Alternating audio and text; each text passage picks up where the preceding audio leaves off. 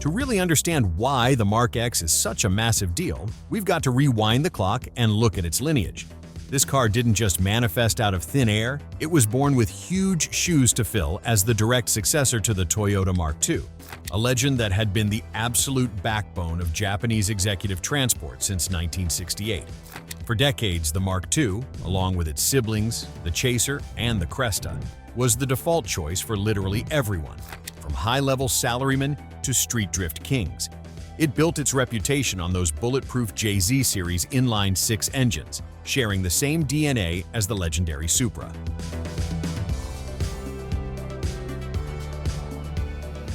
However, by the early 2000s, the game was changing. The era of the inline-six was fading, emissions regulations were getting stricter, and Toyota realized they needed a hard reset. They needed to shake off that stuffy old man image attached to the Mark II and build something fresh to capture a younger, hungrier audience. That necessity is exactly what gave us the Mark X.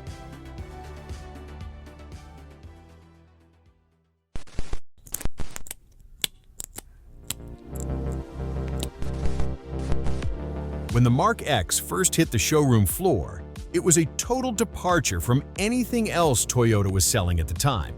They called the design language glam tech, a mix of glamorous and technical, and honestly, it worked perfectly. The first thing you notice is the stance.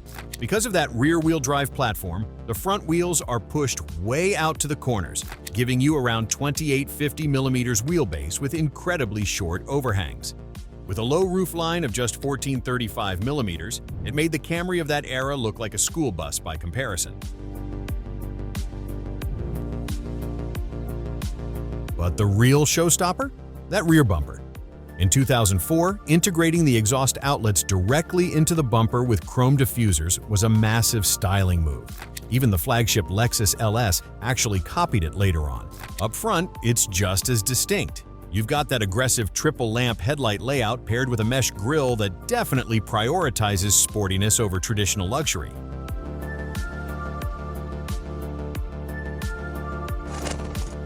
Alright, real talk for a second. If you currently own one, or you're out there hunting for one, there is a major weak point you need to be aware of: the dashboard. Specifically with the 2004 through 2009 models, the material composition they used is essentially a ticking time bomb that just cannot handle UV exposure. It is genuinely heartbreaking to watch because it usually starts with these tiny hairline fractures, but give it enough time and sun, and those turn into deep, ugly chasms. If you live in a hot climate, this isn't just a possibility, it's basically guaranteed. So if you manage to find one with a pristine dash, treat it like gold, because that is a rare find.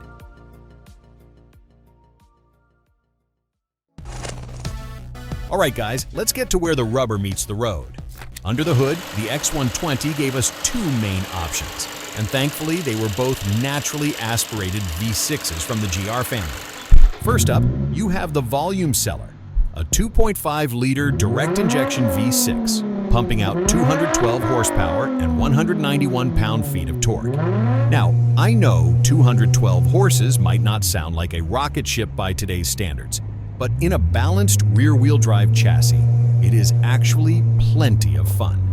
It feels eager, rev-happy, and buttery smooth, getting you from 0 to 60 in roughly 8.4 seconds. However, for those who wanted more shove, they also offered the 3-liter version, pushing 252 horses and 231 pound-feet of torque. Driving this thing is about way more than just what's under the hood. Honestly, if you're coming from a standard front-wheel drive sedan, this is going to feel like a total revelation.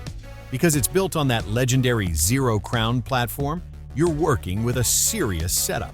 Double wishbone suspension up front and multi-link in the rear. The steering feels genuinely connected to the road, even if the electric assist in the later model years did numb the sensation just a tad. Plus, the chassis balance is superb with a near 54 to 46 weight distribution. Just keep in mind, this isn't a raw, stripped-out sports car. It's a proper sports luxury sedan that manages to soak up all the bumps without wallowing around when you throw it into a corner.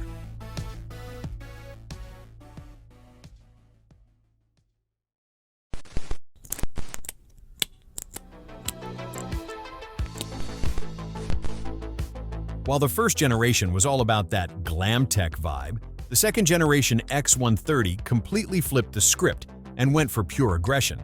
I mean, Toyota actually marketed this thing as the Samurai X, and when you look at it, you can instantly see why. They flared out the fenders to give it a much more muscular stance, but the real enthusiast nod is actually around the back. They ditched those old integrated exhaust diffusers and went back to traditional dual tips. Why? Because Toyota knows their audience. They knew we were going to modify these cars, and separate tips are way easier to swap out when you want to bolt on those loud aftermarket cannons.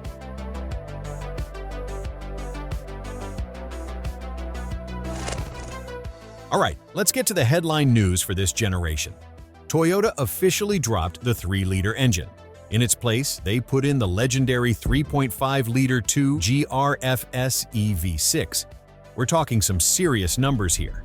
314 horsepower and 280 pound-feet of torque, capable of sprinting to 60 in about 5.8 seconds. This engine is an absolute masterpiece, the exact same unit you'd find in the Lexus ES350 and the GS350. The engineering brilliance here is the D4S injection system, which combines both direct and port injection. With over 300 horsepower sent strictly to the rear wheels, the 350S variant became a legitimate sleeper. It pulls hard all the way to the red line with a surprisingly throaty stock sound. And trust me, you could easily embarrass a lot of unsuspecting European sports cars with this thing.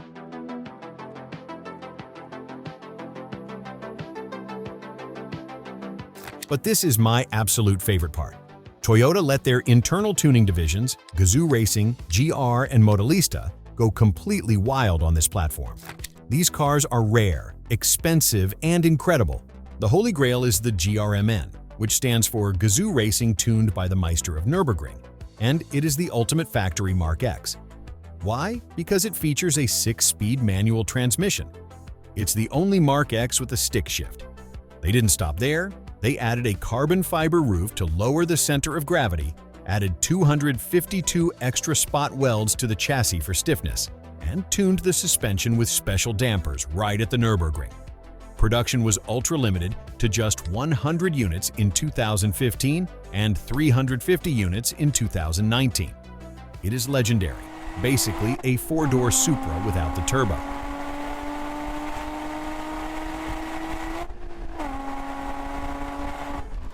And if you thought that was crazy, you won't believe this. Toyota actually sold a supercharged version. The Plus M supercharger model took that 3.5-liter engine and slapped a supercharger on it, bumping the power to 355 horses and the torque to nearly 368 pound-feet. While it kept the automatic transmission, the blower turned the car into a total tire-shredding monster.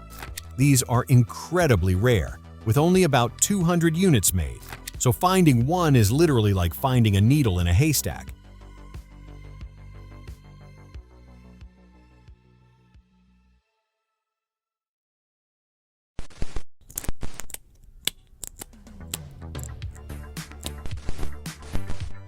Even though the Mark X was technically intended to be a JDM exclusive, that didn't stop it from absolutely conquering the globe through the gray market.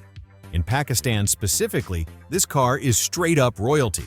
It represents the ultimate level up for anyone graduating from a Corolla or a Civic. Now, that dangerous vibe is a double-edged sword. The car has developed a bit of a notorious reputation thanks to drifters abusing them at street takeovers. But even with that image problem, the demand is absolutely insane.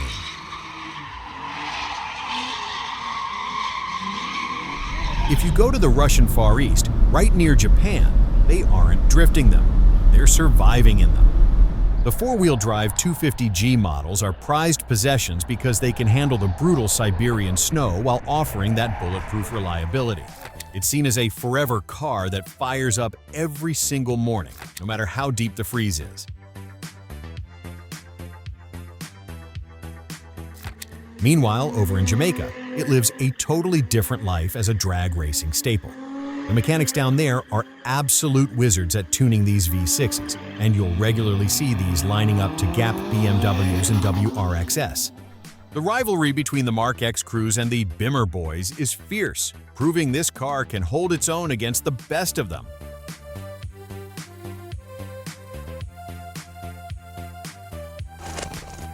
Look, I'm just gonna say it. Mark X might just be the best value you can find on the used market right now. Seriously, where else are you getting a rear-wheel drive V6 sedan sitting on double wishbone suspension that looks this clean and is built to run forever? If you stumble across a clean example, don't even hesitate. Just buy it, because you definitely won't regret it. But I want to hear from you guys. Do you think the Mark X is the ultimate sleeper? Let me know in the comments.